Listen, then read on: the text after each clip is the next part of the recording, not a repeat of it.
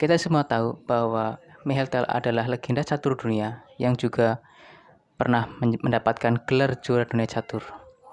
Dan kali ini kita akan membawa sebuah pertandingan perjalanan Michael untuk mendapatkan gelar juara dunia, yaitu pada pertandingan kejuaraan dunia catur tahun 1960 di ronde ke-1. Michael melawan Michael Botvinnik, lawannya saat itu. Mari kita masuk ke pertandingan dan melihat jalannya pertandingan ini. Let's go. Michael sebagai putih, Michael Botvinnik sebagai hitam. Tal mulai dengan pion E4, Botvinnik E6 memainkan French defense, kemudian tal pion D4, pion D5 dan kuda C3. Gajah ke B4 terlihat dengan jelas Michael Botvinnik sedang menekan pion E4 dan dibalas dengan simpel E5 menghilangkan tekanan, membuat sebuah pawn chain atau pion rantai. Kemudian C5 kembali menekan di pion C4 kali ini, dan tal langsung A3 mengancam gajah. Gajah ditukarkan dengan kuda, kemudian pion makan gajah dan menteri ke C7. Di sini tal memainkan salah satu varian favoritnya, menteri ke G4. Terlihat jelas mengancam pion G7. Michael Botvinnik memainkan F5, mengancam menteri dan mendefend pion. Tal memainkan menteri ke G3. Dan kemudian sekarang Botvinnik kuda ke E7. Akhirnya Botvinnik mengorbankan pion untuk mendapatkan sebuah aktivitas melalui benteng di G8. Kemudian ya, sudah tentu tal menerima. Benteng G8 mengancam menteri dan menteri makan pion lagi di A7. Dan kemudian Botvinnik mencoba mendapatkan pion C makan pion D4. Di sini ancaman hitam tidak main-main. Dia mencoba untuk memakan pion C3 dengan sekak dan juga mengancam benteng. Tal harus melindungi posisinya. Tal memutuskan untuk raja ke D1, keluar dari jalur sekak, mengamankan benteng dari ancaman menteri. Dan Botvinnik di sini bisa memakan pion C3, tapi dia tidak tertarik, melainkan gajah ke D7 kembali mengembangkan perwira. Kemudian tal memberikan sekak di H5 dan Botvinnik menutup kuda ke G6. Dan terlihat jelas tal di sini bahkan bisa mencoba untuk memakan pion D4 dan mencoba melindungi pion E5, tapi tal mainkan kuda E2. Dia tidak tertarik untuk melindungi pion E5. Bahkan dia ingin Michael Botvinnik untuk makan pion E5 untuk keuntungan dirinya sendiri, untuk mendapatkan sebuah serangan di file E yang tal mau seperti itu. Oke, di sini Botvinnik bahkan tidak peduli dengan pion E5 untuk sekarang. Dia mainkan D3, memberikan pion untuk putih, karena idenya adalah setelah tal makan pion, gajah E4 sekak.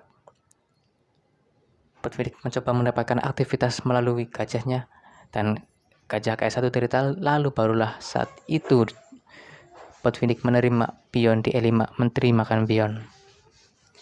Yang mana ini langkah yang sangat riskan bagi Botvinnik karena tal mendapatkan e-file yang bisa dimanfaatkan nantinya oleh tal. Sebuah serangan tal akan menjadi kuat dan terbukti di partai kali ini ke depannya. Oke, tal di sini memainkan gajah G5. Bukan hanya mengembangkan gajah tapi mengontrol petak D8. Jadi di masa depan tidak ada kemungkinan bagi Botvinnik untuk rokade panjang. Oke, kemudian Botvinnik mainkan kuda C6. Dan pion D4 mengancam menteri mundur ke C7, dan kemudian di sini tal sudah tentu ingin mengembangkan perwira, terutama benteng, mendapatkan serangan. Dia mainkan dengan sebuah langkah yang unik, H4.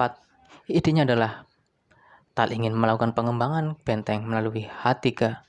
Kemudian dia akan bergerak ke tengah melalui jalur ini. Dan kemudian Botvinnik memainkan menteri ke F7. Dan tal makan pion E5. Kuda makan pion E5. Dan benteng ke E3 langsung membawa benteng menuju penyerangan. Dan idenya jelas adalah F4, memanfaatkan pin yang sekarang ada ke raja yang masih di tengah. Dan Botvinnik mengamankan raja ke D7, menghilangkan B0 kuda di E5. Dan Tal kembali mengembangkan benteng dan menyerang benteng ke B1. Terlihat sekali mengancam pion B7 dan B6 dimainkan oleh Botvinnik. Dan kemudian Tal di sini mencoba untuk bermain aktif, kuda ke F4, memberikan sebuah tekanan ke pion D5 dan juga kuda. Dan di sini Botvinnik membalas dengan benteng A ke E8. Dan benteng ke B4 terus aktif menyerang. Kali ini mengancam gajah. Gajah mundur ke C6. Lalu menteri dibawa mundur ke D1. Sangat logis. Sekarang raja berada di D-file di sini. Tal membawa perwiranya, memfokuskan serangannya ke D-file. Lebih tepatnya serangan kepada pion di D5. Di sini Botvinnik mencoba menukar kuda untuk mengurangi tekanan di pion D5. Benteng makan kuda dan kuda G6 mengancam benteng dan benteng ke D4. Kembali terus menekan pion D5.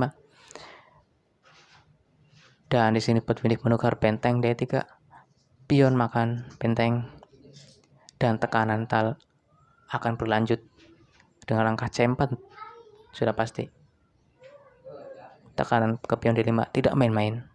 Di sini Botvinnik memainkan raja ke C7. Keluar dari D-file dan C4 tetap dimainkan oleh Tal. Dan sudah jelas idenya. Di sini Tal berharap Botvinnik untuk makan pion. Kemudian Tal makan pion dan ada sebuah skewer ke menteri dan benteng. Itu akan terjadi.